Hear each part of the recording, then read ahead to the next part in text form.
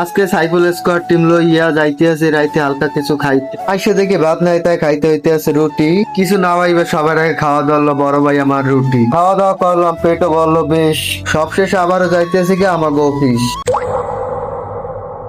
আসসালামু আলাইকুম এভরিওয়ান, আশা করি সবাই ভালো আছেন। আমি আলহামদুলিল্লাহ ভালো আছি। আবার একটা ভিডিও নিয়ে চলে এলাম। আজ শুক্রবার ছিল তাই আমাদের বউ আসে নাই। এমনিও প্রতি শুক্রবার আমাদের বউ আসে না, তাই আমাদের নিজেদের শুক্রবার রান্না করে খেতে হয়। আজ দুপুরে রান্না করার সময় পাইনি, দুপুরে হোটেলে খেতে হয়েছিল। রাতে কারোর মন চায় না রান্না করতে, তাই ভাবলাম আজ রাতে না খাই, হালকা কিছুর ভিতর খেয়ে আসি। যেই ভাবা সেই কাজ, বেরিয়ে গেলাম হোটেলের উদ্দেশ্যে। রাত বাজে 10টা, এখনো মনে হয় দিনের মতো আলো। হাঁটতেছিলাম আর বাইরের আবহাওয়াটার ফিল নিতেছিলাম। এই জায়গাটা খুব সুন্দর একটা জায়গা, এই জায়গায় আমরা মাঝে মধ্যে আসি। কিছু জায়গা আছে যেখানে আসলে মনটা ভালো হয়ে যায়, সেই জায়গাগুলোর ভিতর এটাকেও বলা যায়। এখানে দিনের বেলা খুব সুন্দর ফিল পাওয়া যায়। পরে এক সময় দিনের বেলা এখানকার ভিডিও করে দেবো ইনশাল্লাহ। কিশোরগঞ্জের সব থেকে সুন্দর ও বেশি মানুষ বসবাস এই জায়গায়, মানে কিশোরগঞ্জের মেইন শহর বলে থাকে। সারাদিন জ্যাম থাকবেই এখানে। বাংলাদেশের সব থেকে বেশি কিশোরগঞ্জেই অটো। কিশোরগঞ্জ না আসলে বুঝতামই না যে এত অটো বাংলাদেশেও আছে। যাই হোক, অনেকক্ষণ ধরে হাঁটতেই ছিলাম। হাঁটতে কুটুমবাড়ি রেস্টুরেন্টের সামনে আসলাম। এখানে খাবারও খুব ভালো, কিন্তু ভাবলাম আজ অন্য একটা হোটেলে যাই।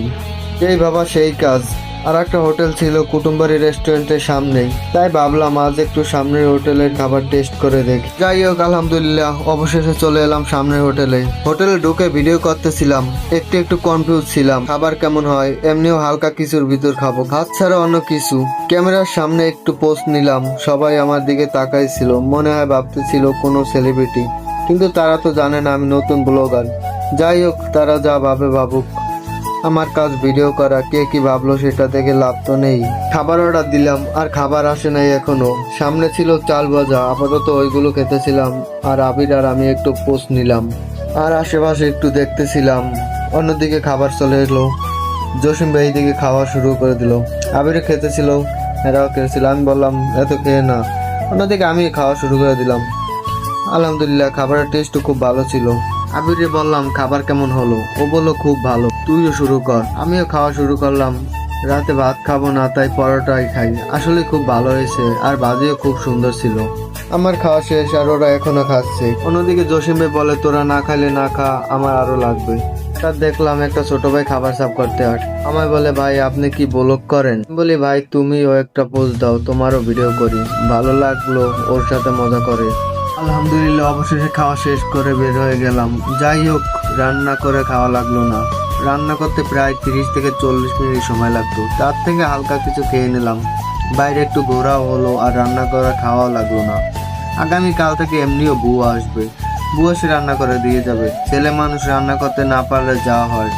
তাছাড়া আমি মোটামুটি রান্না ভালোই পারি। বিয়ের পর আমার বউয়ের কষ্ট কম হবে, মাঝে মাঝে তারে রান্না করে খাওয়াবো। আমার বউয়ের কপাল খুব ভালো হবে যে আমার মতো একজন জামাই পাবে, যে রান্না করেও খাওয়াবে মাঝে মধ্যে। আমার হাতে ডিম বোনা খেলে তো প্রতিদিন ডিম খেতে চান। আপনারা চাইলে আমার থেকে শিখতে পারেন, চলে আইয়েন শিখাই দিব না। এদিকে আবার চলে আসলাম ফার্মেসিতে একটা মলম কিনতে, শরীরে অ্যালার্জির জন্য। ইদানিং অ্যালার্জি এত বাড়ছে যে চুলকাতে ঘা হয়ে গেছে, তাই চুলকানির মলম নিতে এলাম একটা ফার্মেসিতে। অ্যালার্জি যার আছে সে বুঝে। টাকারে বললাম একটা অ্যালার্জির মলম দিয়ে দেন। আবিরে বললাম আবির তোরও চুলকানি হয়ে গেল অবশেষে আমার মতো। আলহামদুলিল্লাহ মলম নিয়ে রওনা দিয়ে দিলাম বাসার উদ্দেশ্যে। রাস্তায় হাঁটতেছিলাম, ভালোই লাগতেছিল। রাতের বেলায় না আছে রোদ না আছে গরম, খালি শান্তি, শুধু ঠান্ডা ঠান্ডা ফিল। বসে পড়লাম আর পা দুলাইতেছিলাম। মনে হইতেছিল বাসায় না যে সারা রাত এখানেই থাকি। অনেকক্ষণ বসে থাকার পর আবার চলে যাচ্ছি বাসায়। যাওয়ার আগে একটু টাওয়ারটার দিকে তাকিয়ে দেখলাম। আল্লাহ হাফিজ এভরিওয়ান, সবাই ভালো থাকবেন। দেখা অন্য এক ব্লগে, সবাই ভালো থাকুন।